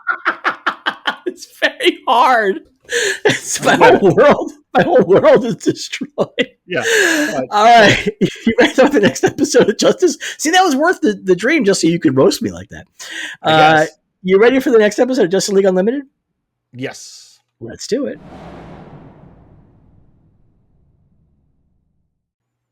Justice League Unlimited, Season 2, Episode 10, Flashpoint. We pick up where last episode left off with Captain Atom facing off against Huntress and Superman and an injured Question. I want to get ahead of this a little bit, and I want to ask you, did Superman forget that he has powers beyond punching? No, probably not. This is a common thing that Bruce Timm talked about in interviews about this show, is the Superman of it all, in that they have to. The biggest problem with Superman is he's so powerful that it's very hard for them to be like, well, why doesn't he just put a stop to this instantaneously? And so they have to consistently kind of make him weaker for stuff. And it's a very big problem in the original Justice League series, where it was just the seven. It was a very big thing that they would do quite often is, here's Superman. He's going to fly out and fight the bad guy. The bad guy shoots him with a ray gun and he falls down, and the rest of the team's like, well, now we got to deal with it. And it's like, it's kind of annoying. And they had the same problem with Flash, and their answer for Flash was like, well, we'll make him goofy, and then that handles that problem, right? Like, he just doesn't think about how to do things. But with Superman, you can't do that with Superman. So they quite often were just like, we're just not going to mention that he can just probably vision or like cold breath Captain Atom and freeze him. Like, we saw Captain Atom had trouble getting out of ice before. Like, they just kind of like don't bring these things up and hope that the pacing in the story just works, and no one's going to question why Superman's so weak all the time. But yeah, it's funny because this is a good fight, right? So, and it also fits in with Superman being a dick, which has been like the through line here. Because when Captain Atom says to him, hey, I can't let you go, I'm now with the Army, the Air Force, and this is a lawful order, Superman's should say, like, so, I mean, he may have to still fight him, but his fucking response is just so angry here. Yeah. So my headcanon, it goes really well with the conversation he had with the Question like 2 episodes ago, where the Question was like, Superman's like, we would never go against the government, and here he is going against the government. It's just he's so angry about it, and I mean, I think that's fine. But that led to my headcanon, which is that Superman is so fucking fired up that he just wants to beat on Captain Atom. Like, he doesn't want to because there's 100 different ways. One of the things that Captain Atom's hitting him with these red sun radiation, and Superman there's a fucking part in this fight where Superman ties his hands together and is like, there you go, and it's like, what the fuck do you think you just did to this guy? Like, why do you think that's going to help you at all? And Captain Atom should have blasted the shit out of him at close range again. But he keeps going in close range to get punched with radiation fists. And then he kind of is not that great at dodging the radiation beams. And you would think he might want to keep the fight away from him. Yeah. So that even if he hits him with a beam with the radiation, he might get weaker, but he's not actually hurting him. But anyway, it's a really good fight, though, is the thing. So I don't mind it because it's a really good fight, and it has a really good context, which is that Huntress is trying to get the Question out of Cadmus. And so this fight is happening while they're trying to get out, and like they're blowing through walls like alongside them as they're trying to get out. It's like it's really cool. I think it's a really good fight. Yeah, it's a good, exciting fight. I just found myself very frustrated. So I'm like, this guy's got a fucking bag of powers that he could pull from right here and not have to keep getting punched in the face with the guy with the radiation hands. Like, you just don't have to do that, Soups. You just don't got to do it. Especially like Captain Atom starts the fight with being like, I can create red sun energy. And Superman's like, I guess I'll get as close to you as I can. The fight is so brutal that Captain Atom gets broken, and we discover that even his shoes are part of his body because his shoes are broken too. Well, his suit is all a shell. I don't think he wears clothing. He's naked under there. Shell. Yeah, that's his deal. It's always. You're probably right. That makes the most sense. Always like that. I think it's something they added later on. I was like, oh, he's in like a containment shell kind of thing. Yeah, I mean, that makes perfect sense. It's just always funny when you see the clothes are explicitly made part of this guy's deal, his body. Like, it isn't just like he put on boots today. It's like, no, these are just, when he turns into a guy with boots on, every single time. Superman beats the shit out of Captain Atom eventually. Huntress and Question get to the roof of the building, and they call John Jones on the earbud. John Jones, real stickler about it. What are you doing? Dick. What a dick. And I like that. I think a missed opportunity was when Superman gives Huntress the little earbud. If she'd been like, ugh, and has to wipe it off because it's covered in his super Kryptonian wax. Yeah, exactly. She can't get it off because Kryptonian wax is harder than a diamond. That would be so. I mean, that's a great bit. They just didn't. They didn't go there. No. She does eventually get teleported out with the Question, and then because she basically says, "Hey, Superman's here too. This is gonna fucking go down right now." Yeah. And so Jean from Les Miserables beams them up, and then they take Captain Atom to the infirmary. This is one of my favorite parts of the episode, though, is Superman beats Captain Atom into unconsciousness. He's fucked up. And then, like, the medics come in, and Superman goes, keep away from him. He's Justice League. And picks him up and just carries him away. And it's like, man, you're really throwing mixed signals here with Captain Atom. Like, I actually think that this is bad. Not for the show, but for Superman. He's kidnapping Captain Atom. Captain Atom has said to him where his loyalties currently lie, and there are doctors on staff at Cadmus, which is a super science project. It does seem like he might be able to, be dealt with. And it also feeds into the overall concept of, like, these heroes are acting like gods above us. He's essentially like, he's a god. The gods will handle this. Yeah, 100%. And it's a little much. Question is up in the infirmary too, and we have a bit where Huntress is by his side. I thought she was gonna fuck him because she turns the window black. I was like, he's too beat up to make out. Like, you gotta leave this guy alone. They do they do give him the aerosol spray to the face, which changes his hair color instantaneously. And we see his face, and he's just all beat up. So they have a little talk. It's the first time she's seen his face, by the way. How they've made out. But he says, now, I'm like you said, I'm ugly under here. And she's like, I don't think you're that ugly, wherever she says. Like, it's the first time she's seen his face. Is he just making a joke about how beat up he is? Like, how fucked up his face is from being beaten? I don't think so. I think he's just never shown her his face. I feel like they fucked is the thing. Maybe that's her deal. Maybe she wants him to keep the mask on. Or maybe he does. Like, he doesn't trust people very much. I mean, she knows where he lives, so that should help her figure out who he is. But, like, he's a weird guy. He's the question. He's Jeffrey Combs. Supergirl is there. She's actually, like, I gotta go. I gotta play 7 different characters on Star Trek this week. Supergirl's there. She's actually the reason why Huntress turns the window black, because Supergirl's just peeping through the window and questions. Supergirl's underage, so she can't see. Superman comes in to visit the Question, and Huntress is like, you gotta leave him alone. And the Question's like, no. And Superman's like, what the fuck were you doing? How did they get you? And he said, I went to go kill Lex Luthor so that you wouldn't do it. And Superman's like, I would never do that. And he's like, yeah, but you know what? The other you did. And it turns out that Lex Luthor is actually working to piss you off and to get you to that point. And Superman's response is not very reassuring. He goes, it's working. It's like, Jesus, guy. So that's basically the conversation that they have. So they go outside, and Superman tells Supergirl about what was happening at Cadmus. And he seems to think that maybe Cadmus is mind controlling Captain Atom. That's kind of the vibe he has in this conversation to me. Yeah. And that's, I guess, his argument about Emil Hamilton too. Dr. Hamilton is that maybe he's being mind controlled.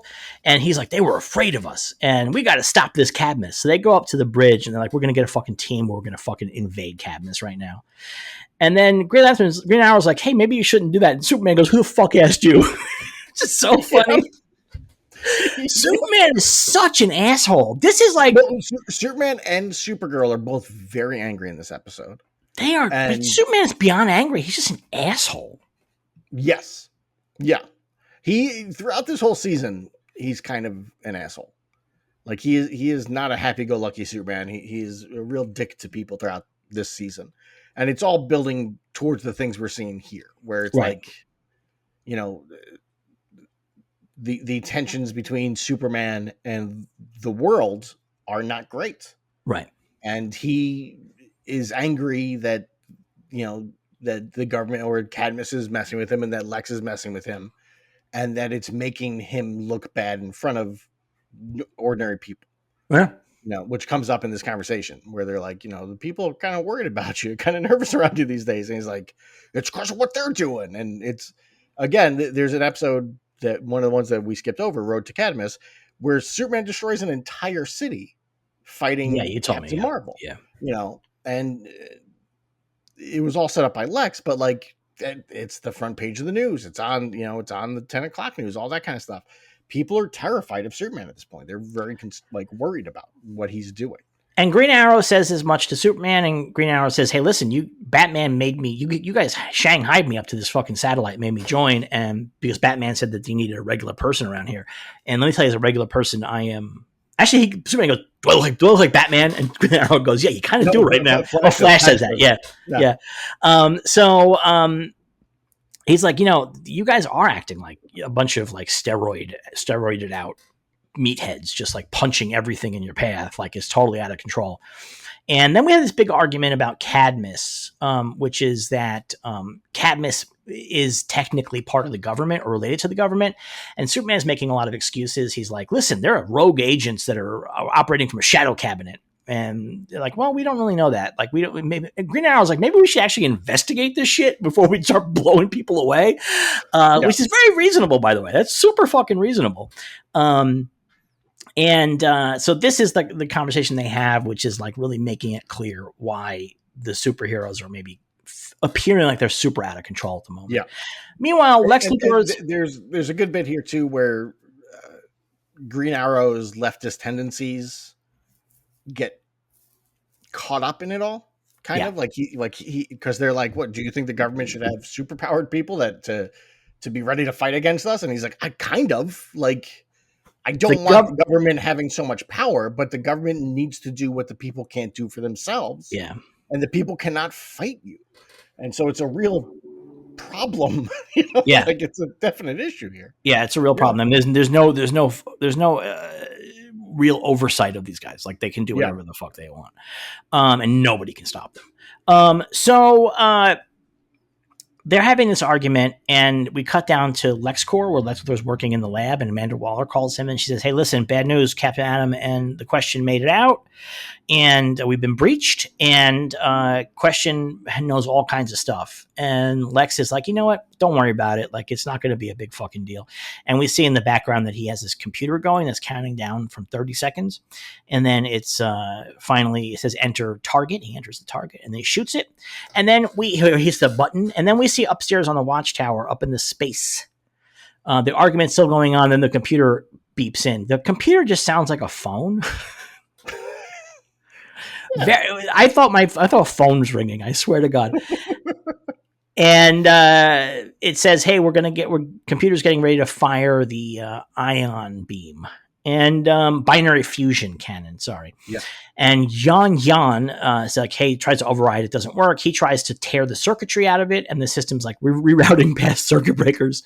They can't stop it. And they send out. They have like Steel and who else? Adam. He's like, that's not till a bit later. Is that later? That's not here. That go down there and that's right, because the power's out. This is where Martian Manhunter rips out the cables, and it stops for a moment, and then it's like rerouting, and Superman flies out, like punches a hole through the satellite so he can get to like where the beam is. Which is, by the way, answers a question I had last 2 episodes ago. Yes. Do they have doors so that the people who can survive in space just go out to space? No, they do not. Superman just fucking just airlocked a whole fucking floor of the Justice League satellite. He just killed like 40 people. Like they're all just getting sucked out into space. That's fucking amazing. What are you gonna do? He flies goes down, and the blast shoots off and hits him. Yeah, I didn't like that, by the way. No?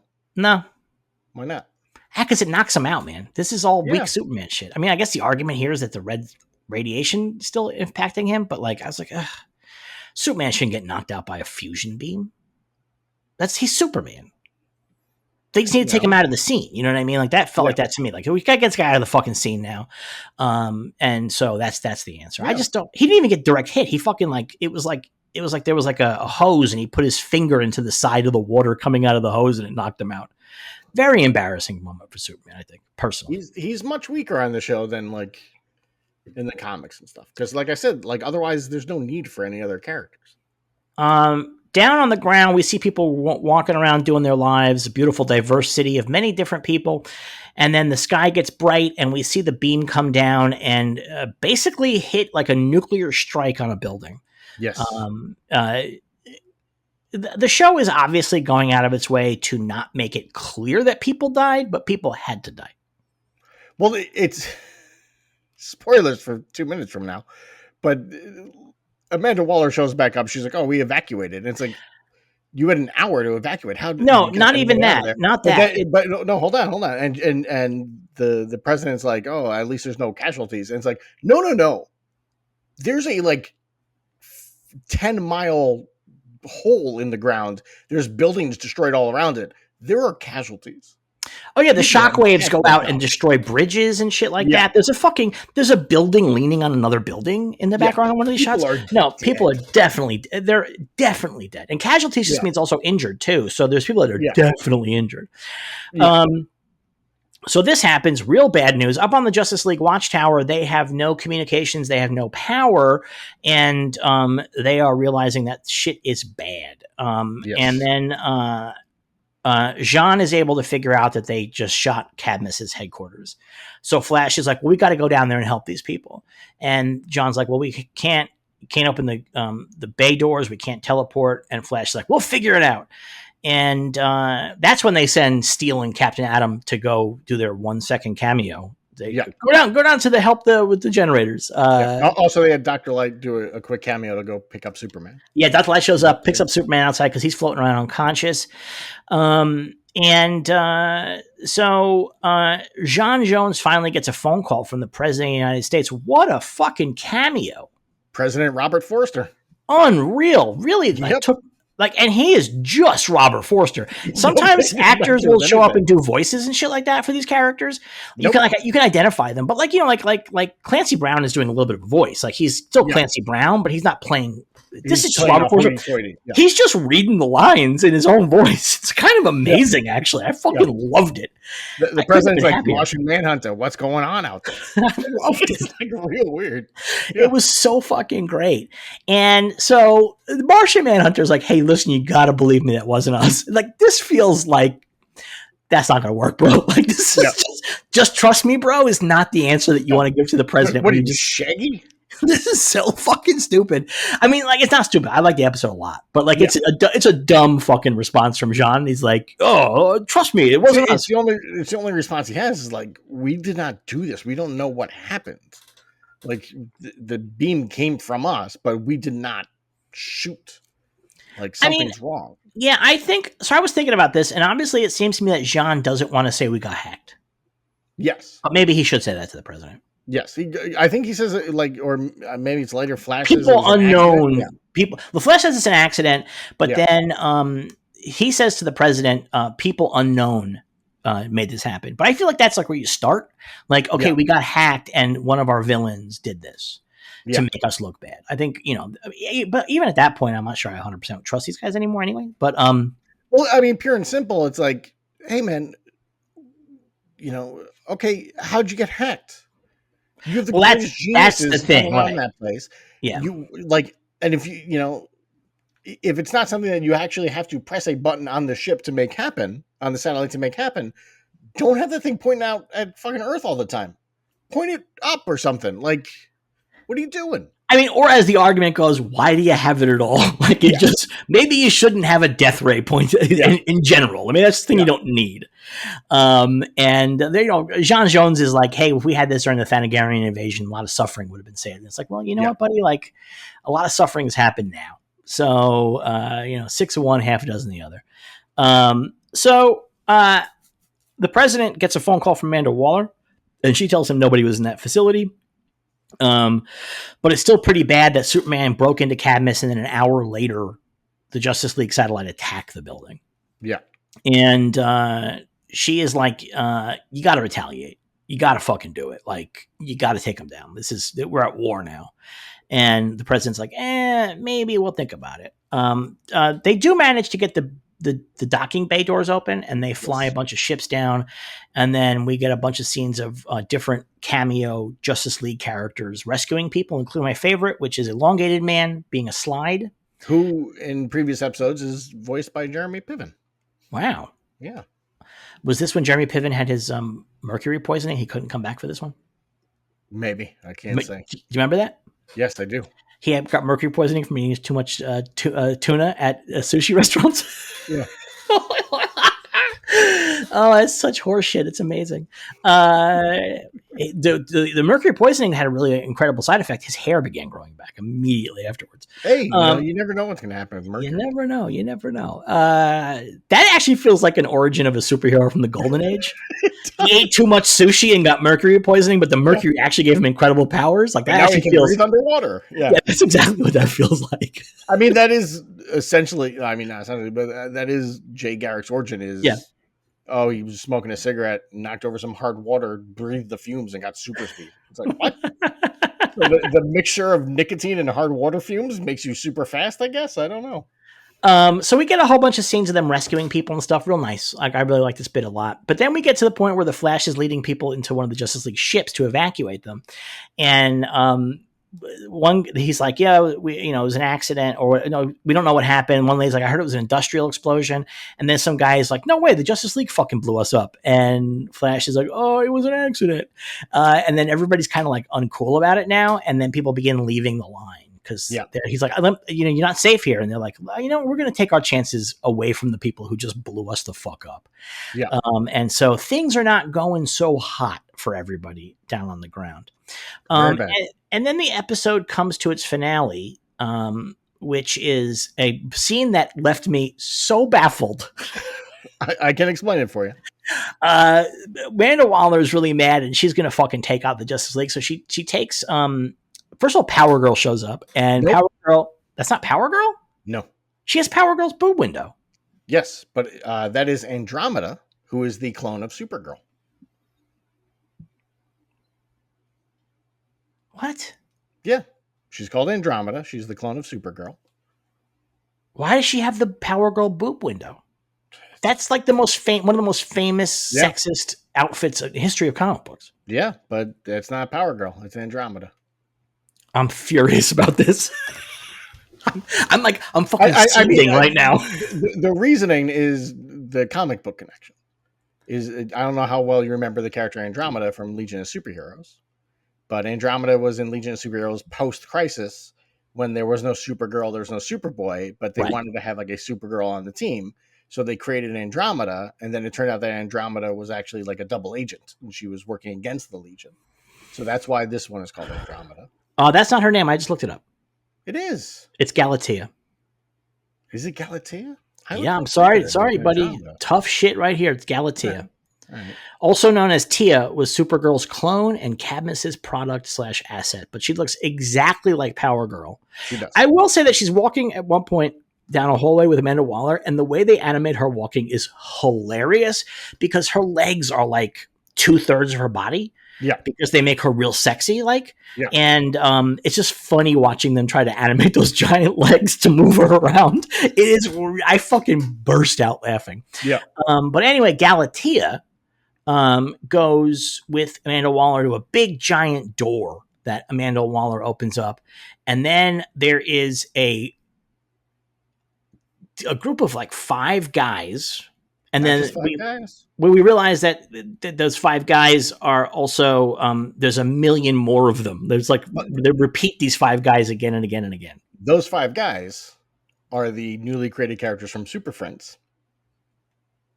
You might remember them. Black Vulcan. Oh yeah. That, you know what? That actually, it's them. It's redesigned versions of them. They've appeared in previous episodes. They're called the Ultimen. I looked it up. Yeah, they're called the Ultimen. They are cloned heroes created by Cadmus, and it did not go very well the last time they showed up.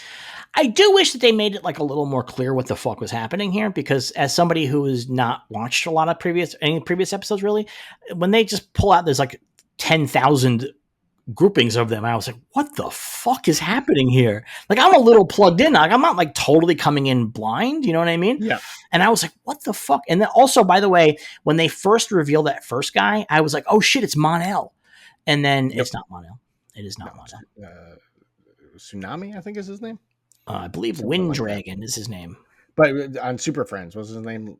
I can't remember any, except for Black Lightning or Black Vulcan. I can't remember any of the characters. Apache Chief and the Wonder Twins. Yeah, and that's what this team is. It's the Wonder Twins, Apache Chief, Black Vulcan, and the other guy. Yeah, and that's the end of the episode. What'd you think of this one? I like this one a lot. My only problem with this one is the idea that they evacuated Cadmus into a new location in under an hour.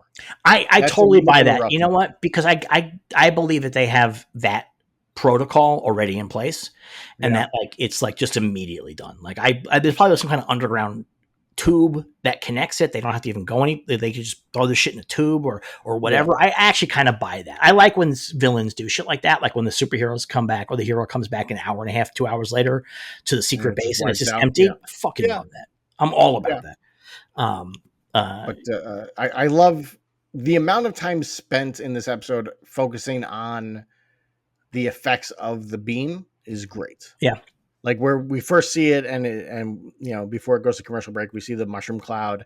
And then when it comes back, I love the bit where it's just like a street and people are walking around and then all the car alarms start going off. Yeah. And then everything starts shaking. And I was like, this is really creepy and cool and well done. That's good. You know, it's real good stuff. Yeah. I like this episode a lot. I will say on a real heavy level, this feels more like a Marvel story than a DC story to me. Yeah. Yeah. I mean, it feels that way to me, but my DC, I mean, I know that like with like Legends and shit, they tried to like do this kind of story. Like everybody comes to dislike the superheroes, but that never felt right to me in the DC universe. It just never felt right because the whole premise of these characters is that they are gods essentially. And so this whole idea of the people turning against them and being afraid of them, that has enormous Marvel energy to me. Well, it's very Kingdom Come-ish. Not fully Kingdom Come, obviously, but very Kingdom Come-ish. But that was one of the complaints about Kingdom Come when it came out. Yes. Was that wasn't really in line. That it was, at the time, the people who didn't like Kingdom Come at the time, I was not one of them. I liked it. The idea was like, oh, this is more of this grim and gritty superheroes are actually bad guys bullshit. Well, like, and it's one of my favorite things that Mark Waid consistently brings up when asked about Kingdom Come and how it changed comics. And he's like, it was supposed to be a cautionary tale of what not to do with these characters. And DC just saw sales. And so they're like, well, I guess we got to make them angrier and meaner and stuff. And it's like, no, the idea was this is the wrong way to go with them. Yeah. And if I had a time machine, I might go back in time and stop Zack Snyder from ever buying a copy of Kingdom Come. Just I got to show up at the store. He's going to buy his, knock it out of his little fucking hands. No. No, not for you. But yeah, I mean, that's the thing is that I'm not complaining about it. It was just really interesting to watch these. And like, this really feels super Marvel-y to me. Because again, that distrust of the heroes, that whole, like the heroes are heroes that we love, maybe going too far. Like that kind of stuff is fucking standard ass Marvel. Oh yeah. So, but that's not a complaint. It was just really interesting to me. No, it's much more of a Marvel type thing to do. I mean, it's not something, you know, it's not unheard of in DC. Right. You know, I mean, that's part of Justice League breakdowns is the world starts to question the Justice League in that. Right? But the thing is that Justice League breakdown sucks. I like breakdowns. I don't, there's parts of it I like, but in general, it's just, it's not the best story by Giffen and DeMatteis, but like, well, I think it's a very good wrap up of their run. The thing is that what they're doing, and I respect it on some level, is they're breaking all their toys. Yes. And I respect that on some level, like, fuck you, we're breaking all of our toys. You can't play with them anymore. But on the other level, it was really dissatisfying, like to me as a reader. It just, and I don't mind that necessarily things are bad or whatever for the characters, but it was just so over the top to me, like in terms of like going so fucking far. I mean, that was kind of Keith Geffen's thing at DC. Like, oh, I'm doing Legion with Paul Levitz. Guess what? We're getting ready to leave. Fuck you. It's 5 years later. Everything's been destroyed. Like, how you like this? Now everything's crazy and weird. Have a good time. Like, you know, and then DC's like, I guess we're just going to reboot the Legion. I don't know. Like, you know. I mean, again, I respect it on some level. Like, fuck you. We're taking our toys with us as best we can. But as a reader at the time, I was like, oh, this is bumming me out. And like, not in the cool, fun way. Yeah. But in the, this feels like it's like rubbing this shit in my face. Sure. Like as an ending for this wonderful, funny, light, but serious run to then have like, what are the worst things we can do to these characters? Well, not the worst things, because we all know Identity Crisis came out. We ended up with Rape and Murder. Yeah, that's whatever that one was, right? Was that? No, that's not. It was Identity Crisis. Yeah. There's so many stupid crises now. It's hard to keep them all. That was the one where they found little tiny footprints on elongated man's wife's brain. Yes. It's so fucking bad, man. And then they were like, by the way, did we mention that the evil Dr. Light sexually assaulted her many, many years ago? It's we didn't tell you about that? So that is one of the worst stories of all time. To me, horrific. It's horrific. It's grotesque. Yeah. And you could tell that same story without that grotesqueness. Yeah. The idea that like they've brainwashed villains so they would forget stuff that they knew, that's like not a bad story, but like you can definitely get into that without having to murder and rape elongated man. The guy whose nose twitches when there's a mystery nearby. Well, I mean, Sue and Ralph are like the most lovable couple in DC Comics, and they were like, what if we destroyed it all? And then for years, DC was like, what are we going to do with Ralph? Like, he's just a destroyed man now. Yeah. What can we do with this guy? It's finally leading to, let's have him die. I guess he'll die. And they were like, great, okay, he's dead. Now what? And like, what if him and his wife are ghosts solving mysteries? And it's like, oh, that's kind of a fun idea. They're ghosts and solving mysteries. Never followed up on it. Just like, nah, fuck it. We're never going to talk about those people again. And now they're back to life because we rebooted everything. Twice. Yeah. Maybe 3 times at that point. Yeah. Like, you know, it's crazy. That is, I think, the most offensive story. Because again, those characters, to do that to those characters is just unreal. Like you're like, this is crazy. Yeah. This is like doing what's that comic that you like so much? This comic strip, Nancy. Yeah. They're like, let's do a Nancy storyline where Sluggo gets sent to juvenile detention and is anally raped in the prison, like in the showers. Like, let's just do that as a fucking Nancy storyline. Like, it's crazy. This is not the kind of characters you can do that to. But there are other characters. I don't think it's a good idea no matter who you do it to, but there are other characters who can carry that weight a little bit better than the two comedic detective characters. Yeah. Who have the sweetest relationship, and they're based on the Thin Man movies, which are all about banter and wittiness. Like, those are not the characters that you do the rape murder story. It's fucking insane. It's great. Insane.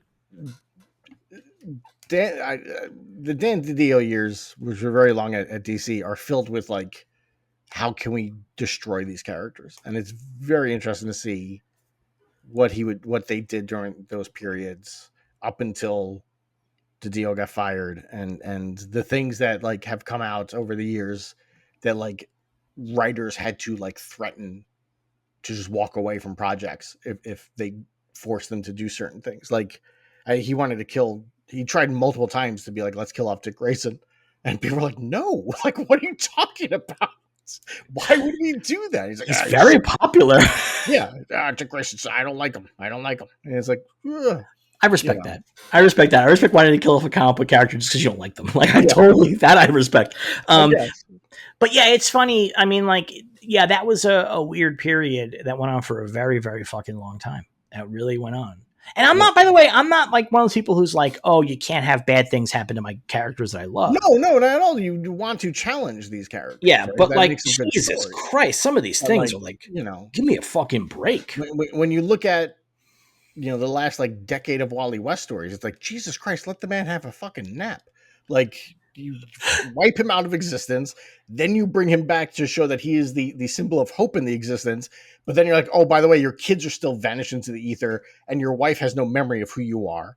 And then like, he goes, also you committed a mass murder. Yeah, and now you're going to commit a mass murder, and now you're going to become a god for a little while, and then you're going to find your kids, and it's like, Jesus, just let the man take it, like, have a happy life, which now in the comics he does. He's hanging out with his family which is very nice. But like, there's a certain point where it's like, you're just like, just being mean to this character for some reason.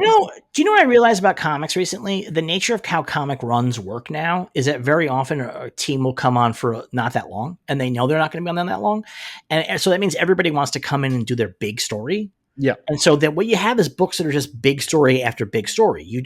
When you're doing like a run that's like years long, you have space. You know what I mean? Like you can have some space and you can have like silly adventures or like fun adventures, or they can hang out. But when you know that you're probably in there for like 10 to 15 issues total, because that's how the industry works. You have this, I have this Batman story I got to tell. And of course this Batman story involves Batman being broken again in some way. That just canonically, these things keep happening in a row again and again and again. With the biggest problem with Batman is every single person that comes on to Batman over the last, like, I don't know, 10 years or so, their method is, here's something from Batman's past that we never knew. Yeah. And it's like, fucking stop it. Like, how about we tell a story about Batman's present that we never knew? Like, let's go that way. And the reason they keep doing that is because Court of Owls was such a success. Yeah. You know, and people were like, oh, that's really cool. I want to do that kind of thing. And it's like, oh, by the way, he's got a secret brother. Oh, his parents did this, and that's that is this will change everything you thought you knew about Batman. So many writers are really tempted by that. They're doing that story. Apparently, I haven't read the comic in Spider-Man comics where it's been revealed that Wolverine killed Peter Parker's parents. That he was his time as a black ops guy and he was brainwashed and he killed Peter Parker's parents, who were killed because they were spies. They were assassinated. That is fair. But that's the closing universe stuff that I despise. Well, not just that, but I think the Peter Parker's parents were spies that got assassinated. It's such a terrible fucking idea. I've never liked that at all. And, I can't judge until I've read the comic, because more than once I've said this is the dumbest fucking idea. We use all the time Winter Soldier as that example. Like when that was announced, like, this is the dumbest fucking thing I've ever heard of. Yeah. And then it's like one of the great runs of Captain America. Fantastic story. It's just fucking amazing. Yeah. So I'm going to read the comic before I pass too much judgment. But on the surface, I'm like, oh, not only does this sound bad, but this sounds like the kind of thing that in a year nobody's ever going to mention it ever happened again. It's just going to you can get just memory hold. You know what I was thinking of the other day? I don't even know if you know this happened in the comics. A year ago, maybe 2 years ago, Batman got his hand cut off. And then in like one random panel where he's traveling through the multiverse and he meets like the Dark Knight Returns Batman, I think. And he's like, here, I'll give you a robot hand. And I don't think anyone's ever mentioned it since that Batman has a robot hand. I think everyone's just like, we're just not going to talk about it. Don't worry about it. Boy, that's actually amazing. That's the Marvel way. Yep. Usually DC in the past would have had to have fucking ended the entire universe to fix Batman's hand. So that's actually showing a lot of restraint on DC's part. Because Marvel's whole deal is like, well, we just never talked about this ever again. Well, we just forgot that this happened. Well, you could, and then what they do eventually is like they'll eventually address it, but like Peter Parker will be like, oh my God, that time I had 8 arms. How dumb was that? Like that'll be what they do. Oh my God, that time I had a sister. Oh man. All right. That's this week's episode. We're going to be back again next week with an episode that has a title that will have tremendous amount of meaning to comic fans. It's the next episode in the series. So it's episode 11 of season 2, and it's called Panic in the Sky. Well, this episode has a title that means a lot to comic fans. Did it already when this came out? I wasn't sure what the timing on I don't believe so. I'm pretty sure this is pre the comics Flashpoint. So then, it has no meaning at all then, right? But I mean, now it does. But this Panic in the Sky obviously is 100% referencing. Yeah. We're referencing 2 different comic storylines. Exactly. Yeah. So I'm excited to see what happens. We shall return again next week. Until then, may you be happy, may you be healthy, may you be safe, may you be well, but most of all, may you remain a true believer.